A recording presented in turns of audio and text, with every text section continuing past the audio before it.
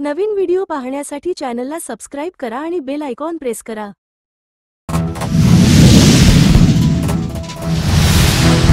नागपूर मकर संक्रांतीच्या पूर्वसंध्येला नागपुरात पोलिसांनी तब्बल 18 लाख रुपये किमतीचा नॉयलॉन मांजा रोडरोलर नष्ट केला। ही कारवाई इंदोरा मैदानात नागरिकांच्या उपस्थितीत करण्यात आली। परिमंडळ 5 चे पोलीस उपायुक्त निकेतन कदम यांच्या पुढाकारातून ही कारवाई करण्यात आली। यात 8 पोलीस ठाण्याच्या हद्दीतून विविध गुन्ह्यात नॉयलॉन मांजा जप्त करण्यात आलेल्या 2000हून अधिक चक्रींचा समावेश होता।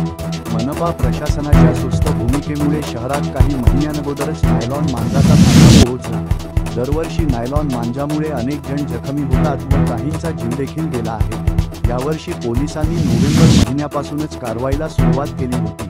संपूर्ण नागपुरात पोलिसांनी यंदा 183 आरोपींना पकडून 131 गुन्हे दाखल केले असून 75 लाखांहून अधिकचा नायलॉन मांजा जप्त केला आहे।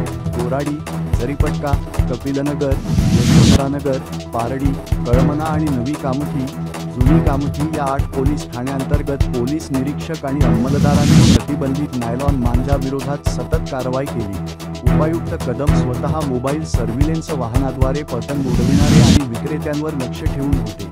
8ही पोलीस ठाण्याच्या हद्दीतून प्लॅस्टिक पतंग आणि नॉयलॉन मांजा जप्त करण्यात आला। इंदोरा मैदान येथे 2000 चक्रीसह 18 लाखांचा मांजा ठेवण्यात आला। उपायुक्त निकेतन कदम यांच्या उपस्थितीत त्यावर रोडरोलर घेऊन संपूर्ण चक्री नष्ट करण्यात आल्या। नष्ट करण्यात आलेला मुद्देमाल डंपिंग यार्ड येथे पाठविण्यात आला। यावेळी 8ही पोलीस ठाण्याचे वरिष्ठ पोलीस निरीक्षक, पोलीस अंमलदार उपस्थित होते। याप्रसंगी मांजा नष्ट करण्याची प्रक्रिया बघण्यासाठी नागरिकांची प्रचंड गर्दी झाली होती।